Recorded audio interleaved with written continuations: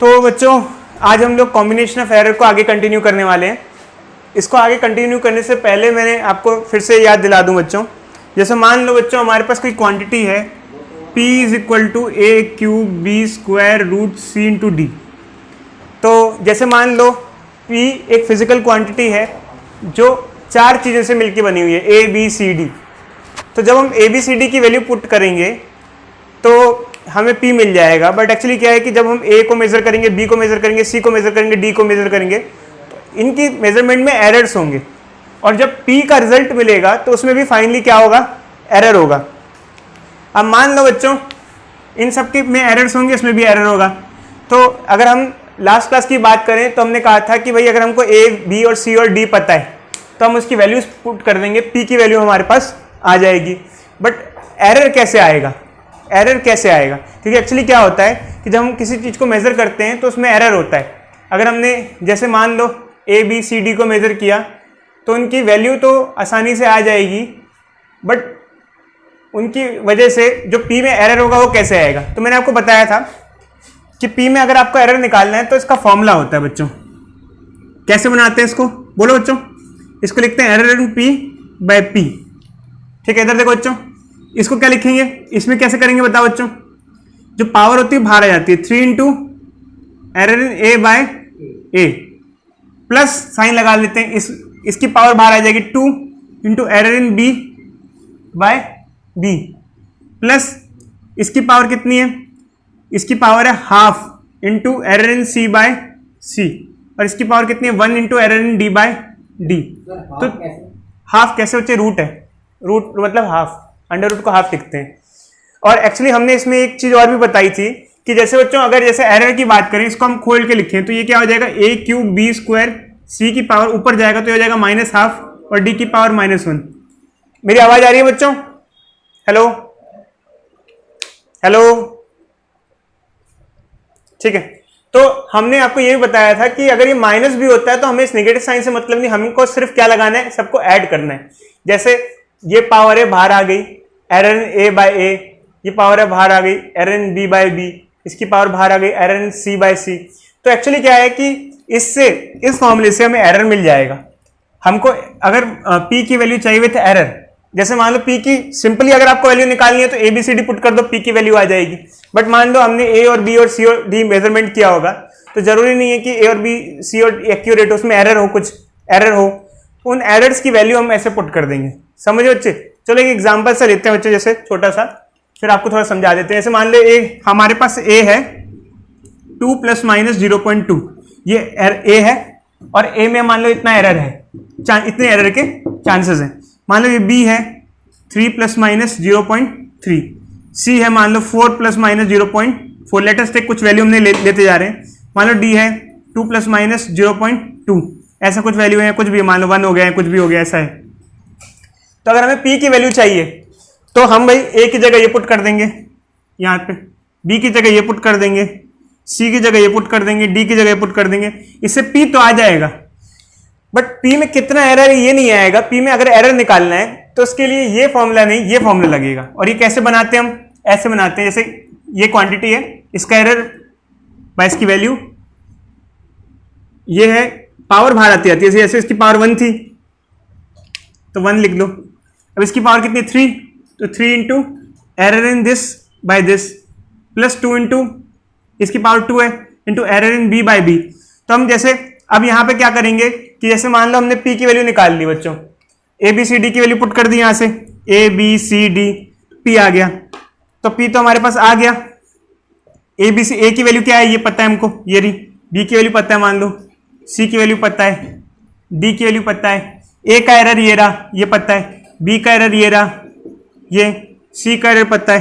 तो हम हमारे पास P में एरर भी आ जाएगा और फाइनली हम उस क्वांटिटी को कंबाइन करके लिख देंगे। जैसे P की वैल्यू ये होगी, जैसे मान लो P की वैल्यू हो गई 20, यहाँ से निकाल ली और एरर यहाँ से निकाल लिया, प्लस माइनस करके ऐसे मान लो 3 आ गया, ऐसे लिख दिया, कंबाइन करके हम उसे लिख देते हैं। खैर एक्चुअली क्या होता है कि इसमें हमारे कुछ क्वेश्चन परसेंटेज एरर के ज्यादा आते हैं। जैसे लास्ट क्लास में हमने एंड में जब पढ़ा था बच्चों, परसेंटेज एरर के बारे में पढ़ा था। तो जैसे मान लो अभी हमें परसेंटेज एरर ही निकालना हो, ये एक हमारे पास क्वांटिटी है, ऐसा दे रखा है, एक फॉर्मूला है P is equal to A cube B square root C into D, और बोला जाए कि ए में परसेंटेज एरर दिया है, बी का परसेंटेज एरर दिया है, सी का परसेंटेज एरर दिया है और डी में परसेंटेज एरर दिया है। परसेंटेज एरर का क्या मतलब होता है कि ए में मेजरमेंट किया तो कितना एरर आया, कितने परसेंट का एरर आया, बी में मेजरमेंट किया तो कितने परसेंट का एरर आया, सी में मेजरमेंट किया तो कितने परसेंट का एरर आया, और डी में मेजरमेंट किया हमने तो कितने परसेंट का एरर आया। अगर ए बी और सी डी की परसेंटेज एरर दी है तो पी में परसेंटेज एरर क्या होगी, तो फॉर्मूला यही यूज होगा। इस साइड आप 100 से मल्टीप्लाई कर दो, इस साइड भी आप 100 से मल्टीप्लाई कर दो। क्यों? क्योंकि मैंने आपको बताया बच्चों, जैसे ही 100 से मल्टीप्लाई करते हैं तो जैसे ये फॉर्मूला है, ये क्या हो जाता है, error in value by value into 100, ये हो जाता है परसेंटेज एरर। ये क्या हो जाता है, परसेंटेज एरर। ये फॉर्मूला क्या बन जाएगा बोलो बच्चों, percentage error in P is equal to, ये 100 सबसे इससे मल्टीप्लाई होगा, 100 इससे सबसे, जब ब्रैकेट खुलेगा तो ये 100 सबसे मल्टीप्लाई हो जाएगा। Delta A by A into 100 क्या हो जाएगा, percentage error in A plus ये क्या हो जाएगा, बोलो बच्चों, बोलो बोलो भाई बोलो, अरे बच्चों जवाब दो भाई। 2 into percentage error in B plus, बोलो भाई बोलो,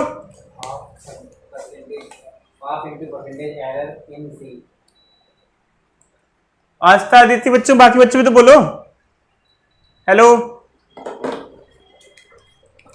plus half into percentage error in C plus 1 into percentage error in D, ये हो जाएगा बच्चों फॉर्मूला। तो चलो बच्चे, क्वेश्चन मैं दे रहा हूं आपको, इसको ट्राई करना है।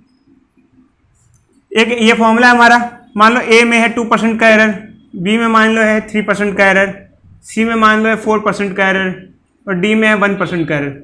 बताओ पी में कितना परसेंटेज एरर आएगा, find percentage error in P.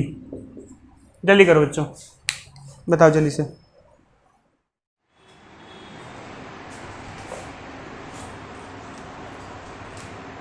देखो बच्चों, इसके अंदर क्या होगा, सीधा सीधा है।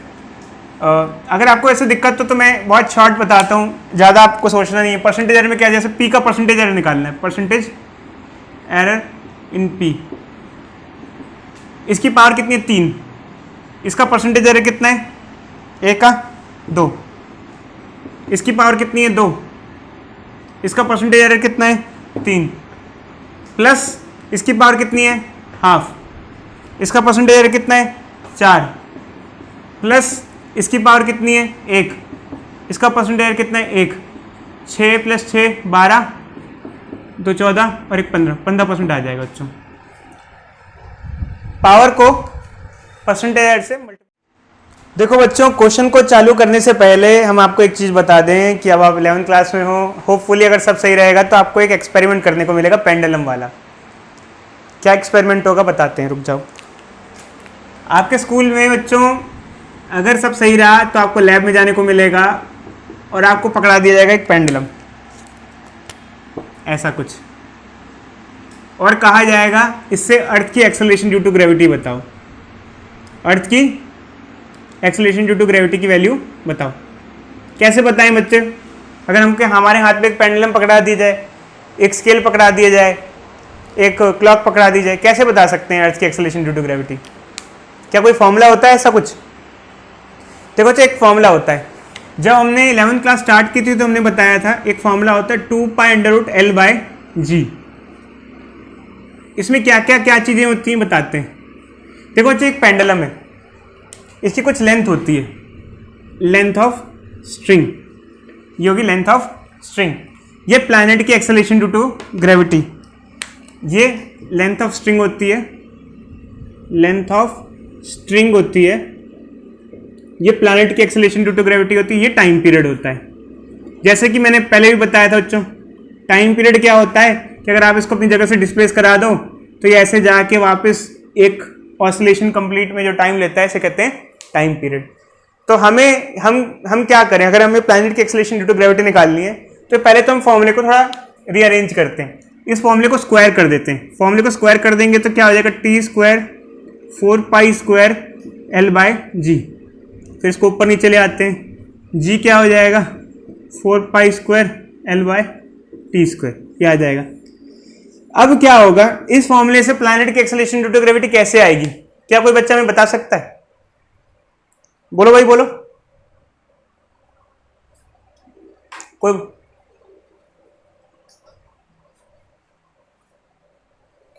भाई हमें मान लो पेंडुलम दिया है और हमें स्केल दिया हुआ है, हम उसकी लेंथ मेजर कर लेंगे, इसमें लग देंगे, और ऑसिलेशन का जो टाइम पीरियड है वो हमको पता है, हम पुट कर देंगे, एक्सेलरेशन ड्यू टू ग्रेविटी आ जाएगा। और ऐसा स्कूल में आपको करने को मिलेगा। जैसे ही आपका स्कूल खुलेगा, और खुले ना खुले एक्सपेरिमेंट करने को तो शायद बुला ही लेंगे आपको। तो ध्यान रखना बच्चों, ये सबसे पहला एक्सपेरिमेंट होता है आप लोगों का। आपको सबसे पहले एक्सपेरिमेंट यही मिलेगा, आपको फिजिक्स की लैब में टीचर आपको पेंडुलम पकड़ा देगा और कहेगा कि लो अर्थ की एक्सेलरेशन ड्यू टू ग्रेविटी निकालो, तो आप उसको ऐसे ऑसिलेट कराना। अब मेरा क्वेश्चन ये है कि लेंथ तो हम, इसकी जो लेंथ है वो तो हम स्केल से निकाल लेंगे, स्केल रखा निकाल ली। पेंडुलम का टाइम पीरियड कैसे निकाला जाए? टाइम पीरियड कैसे निकाला जाए?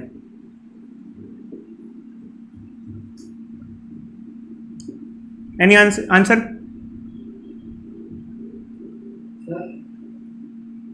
बोलो। तो जो वैल्यू लेंथ पुट करेंगे तो उसके बाद जो सॉल्व करेंगे जो वैल्यू आएगी तो वो ये निकालना है, फाइनली ये निकालना है बच्चे। ये तो टाइम पीरियड हम एक्सपेरिमेंटली निकालेंगे, दोनों हम निकाल लेंगे, इसमें पुट करेंगे तो एक्सेलरेशन ड्यू टू ग्रेविटी आएगा। टाइम पीरियड एक्सपेरिमेंटेशन से कैसे निकालेंगे, एक्सपेरिमेंटली कैसे निकालेंगे? देखो बच्चों होता क्या है, आपको टीचर बताते हैं। देखो बच्चों, आपको टीचर देगा पेंडुलम और ये लेगा बॉब, आपको कहेगा लो पकड़ो अर्थ की एक्सेलरेशन ड्यू टू ग्रेविटी निकालो। आपको ये निकालना है, उससे पहले आपको ये दोनों मेजर करना होगा। इसमें आपने क्या किया, इसके बगल में आपने स्केल रख दिया, ये वैल्यू आ गई। टाइम पीरियड मेजर के लिए वो आपको एक घड़ी दे देगा, आप क्या करोगे, उसको अपनी जगह से डिस्प्लेस करा दोगे, वो ऑसिलेशन करेगा ऐसे से, ठीक है। जैसे मान लो आपने इसको ऐसे किया, ऑसिलेशन करना चालू कर दिया, तो मान लो आगे जा रहा है, पीछे जा रहा है, आगे जा रहा है, आपको ऑसिलेशन काउंट करनी पड़ेगी। जैसे आपने काउंट किया 1 2 3 4 टाइम के साथ, तो मान लो आपने देखा इसने 20 ऑसिलेशन ली,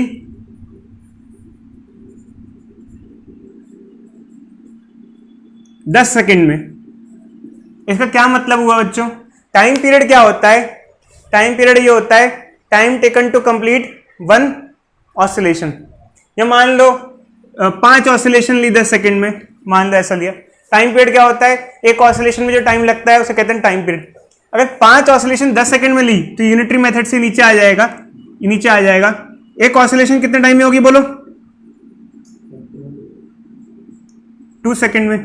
तो यही तो टाइम पीरियड होता है। टाइम पीरियड मान लो आ गया 2 सेकंड, लेट अस टेक, ऐसा किया हमने, टाइम पीरियड आ गया इससे, उसको ऑसिलेट करा के देखा कितनी ऑसिलेशन कितने टाइम में की, उससे हमने मैथमेटिकली कैलकुलेट कर लिया, टाइम पीरियड निकाल लिया, और स्केल से लेंथ मेजर कर ली, लेंथ की और टाइम पीरियड की वैल्यू पुट कर दी, प्लैनेट का एक्सेलरेशन ड्यू टू ग्रेविटी आ जाएगा। और अर्थ पे है तो अप्रोक्सीमेटली 9.8 या 10 के आसपास ये वैल्यू आनी चाहिए, क्योंकि अर्थ का एक्सेलरेशन ड्यू टू ग्रेविटी 9.8 या 10 के आसपास होता है, ठीक है।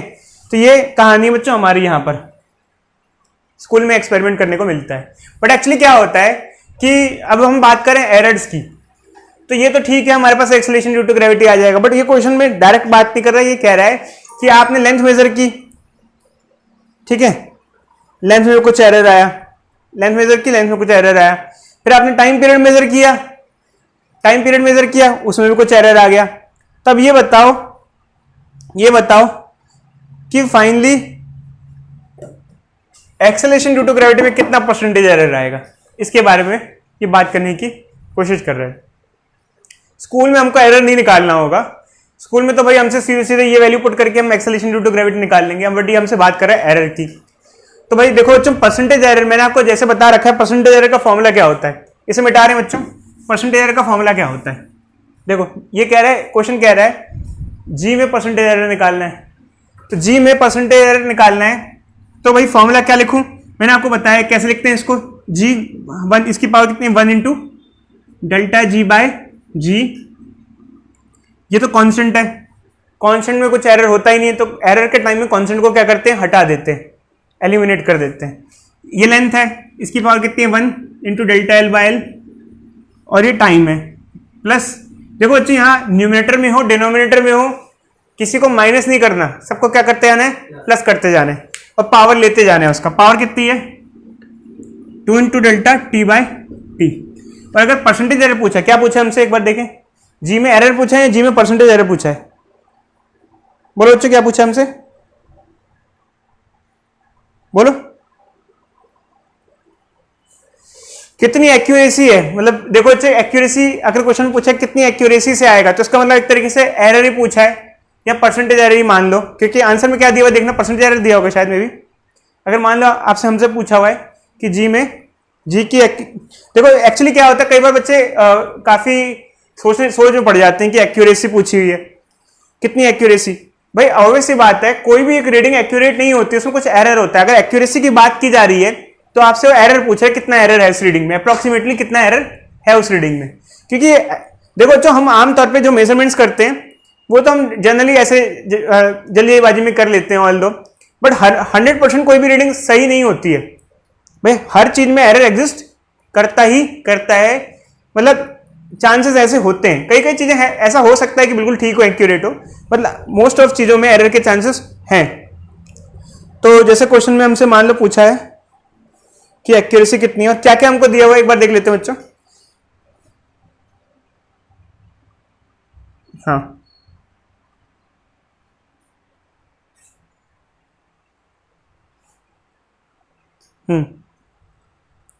लेंथ वेंथ दे रखा है, सब दे रखा है ना, ठीक है ठीक है। अगर हमसे एक्यूरेसी में परसेंटेज एरर पूछा है तो इसको हम 100 से भी मल्टीप्लाई कर देंगे, ऐसे 100 से क्या होगा बच्चों, इससे क्या होगा, इससे परसेंटेज एरर आ जाएगा। क्या फॉर्मूला बनेगा बताना, ये फॉर्मूला बनेगा percentage error in G is equal to delta L by L into 100 plus 2 into delta T by T into 100, ऐसे आ जाएगा। बट खैर अब ये वैल्यूज हमें पुट करनी पड़ेंगी। तो लेंथ वेंथ के बारे में क्या मेंशन किया है बच्चों, इन्होंने देखें लेंथ के बारे में क्या मेंशन किया है, इन्होंने बोला बच्चों बताना लेंथ की रीडिंग बताओ, क्या बोला है, बोलो बच्चों लेंथ के बारे में क्या बोला है। लेंथ 90 सेंटीमीटर 20 सेंटीमीटर है। पूरी लाइन रीड करो बच्चे, देखो बच्चे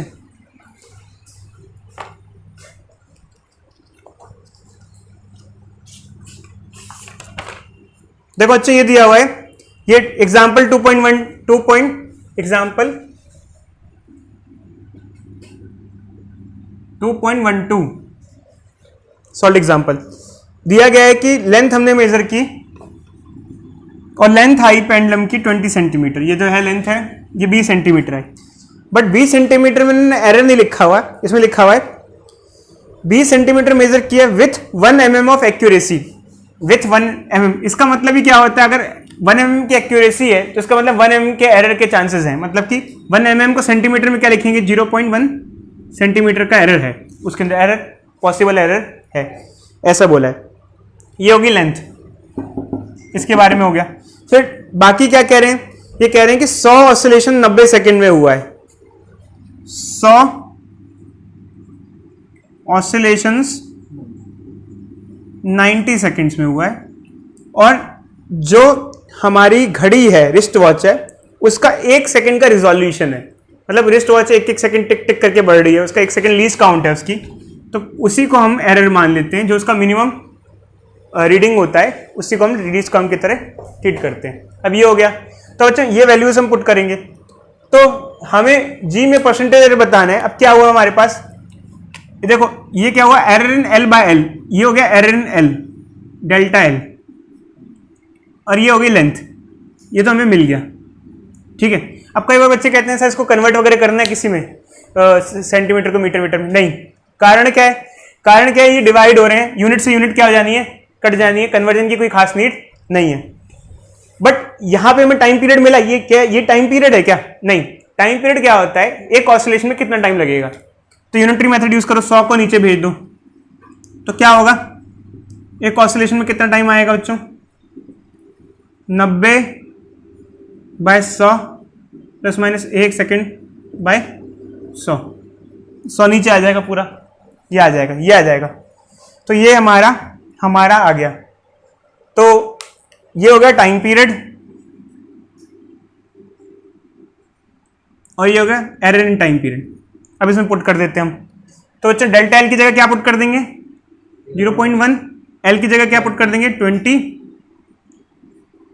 delta T error in time period क्या हो जाएगा 1/100, और ये इसको 9/10 लिख दो या 90/100 लिख दो। कई बार बच्चे कहते हैं सर क्यों लिख रहे हो, काट रहे हो, ये कट जाएगा नीचे 90/100 × 100।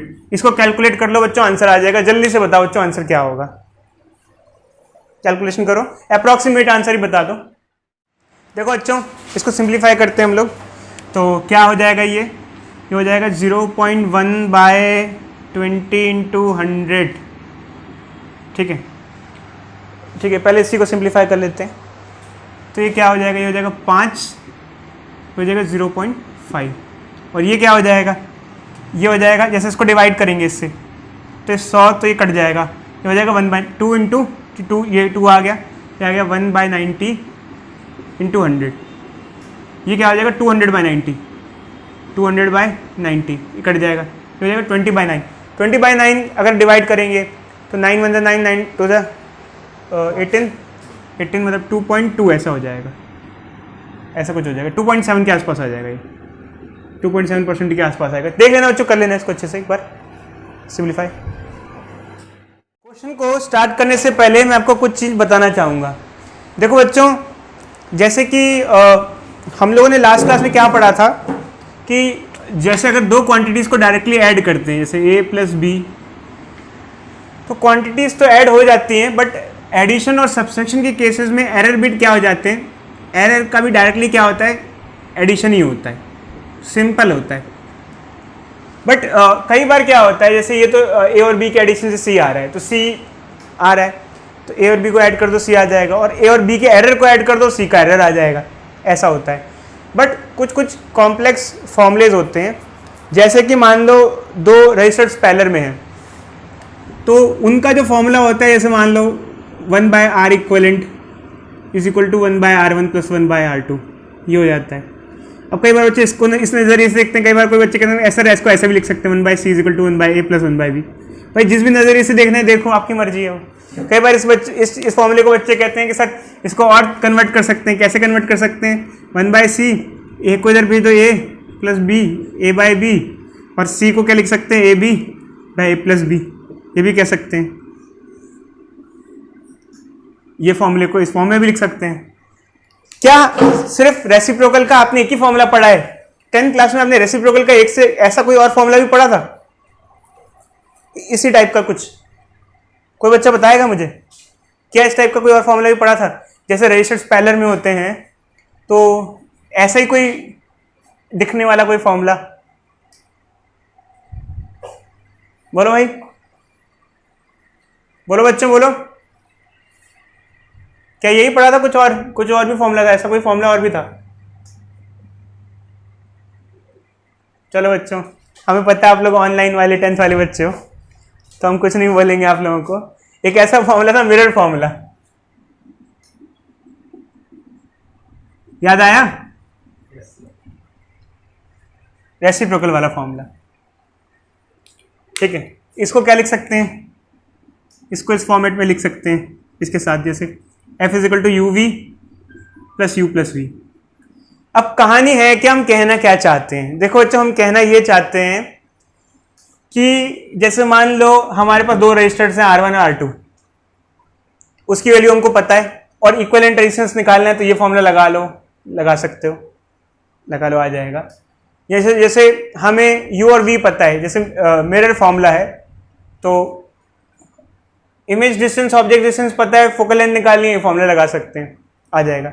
बट हमसे कोई कहे कि इसमें एरर निकालो, कि ऑब्जेक्ट डिस्टेंस पता है, ऑब्जेक्ट डिस्टेंस में एरर दिया हुआ है, इमेज डिस्टेंस उसमें एरर दिया हुआ है, कितना एरर का चांस है, और फोकल लेंथ में एरर निकालो, और ऐसे इसमें बोले कि R1 पता है, R2 पता है, और इसमें एरर निकालो, तो इनके एरर के फॉर्मूले थोड़े अजीब से और अलग से हो जाते हैं। कैसे फॉर्मूले हो जाते हैं बच्चों? ये जैसे मान लो हमारे पास ये एक हमने ये ले लिया, ये एक हम लेके चल रहे हैं फॉर्मूला, अब ये क्यों लेके चल रहे हैं, क्योंकि इसमें अब इसको आप इसकी तरह भी मान सकते हो, इसकी तरह भी मान सकते हो, सेम ही हो गया। तो एरर का फॉर्मूला क्या आएगा इसमें एक अजीब सा एरर का फॉर्मूला बनता है, वो जो एनसीईआरटी में मेंशन किया हुआ है, delta C by C square is equal to delta A by A square plus delta B by B square.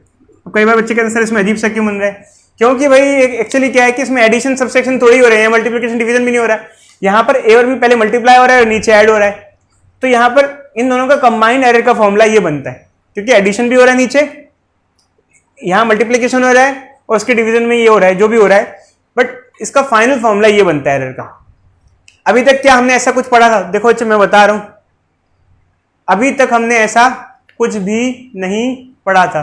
हमने देखा था दो क्वांटिटी ऐड हो रही है सिंपली, दो क्वांटिटी सब्सट्रैक्ट हो रही है सिंपली, दो क्वांटिटी मल्टीप्लाई हो रही है, दो क्वांटिटी डिवाइड हो रही है, मल्टीपल क्वांटिटीज ऑपरेट हो रही हैं। बट इसके अंदर क्या हो रहा है कि दो क्वांटिटी मल्टीप्लाई हो रही है, उसके डिविजन्स में वही दो क्वांटिटी क्या हो रही है, ऐड हो रही है। ऐसे केस में ऐसा सा फॉर्मूला आता है। अब ये कैसे आया इससे हमें कोई मतलब नहीं है, हमें क्या करना है, सिर्फ यूज करना है। तो हम क्यों ले रहे हैं क्वेश्चन, क्योंकि हमारे पास एनसीईआरटी में एग्जांपल है। क्या एग्जांपल है? क्वेश्चन दिया हुआ है, क्वेश्चन में क्या दिया हुआ है कि भाई दो रजिस्टर्स हैं, एक है R1 और एक है R2। R1 की वैल्यू ये है 100 प्लस माइनस 3 ओम, मतलब 100 ओम का रजिस्टर है, उसमें 3 ओम के एरर के चांसेस हैं। और दूसरा रजिस्टर है 200 ओम का, उसमें 4 ओम के एरर के चांसेस हैं। अगर इनको सीरीज में लगाएं तो रेजिस्टेंस क्या होगा, एरर क्या होगा, और अगर पैरेलल में लगाएं तो रेजिस्टेंस की वैल्यू, इक्विवेलेंट की वैल्यू क्या होगी और एरर की वैल्यू क्या होगी। तो ये हमको बताना है। तो चलो बच्चों हो जाओ चालू और करो क्वेश्चन।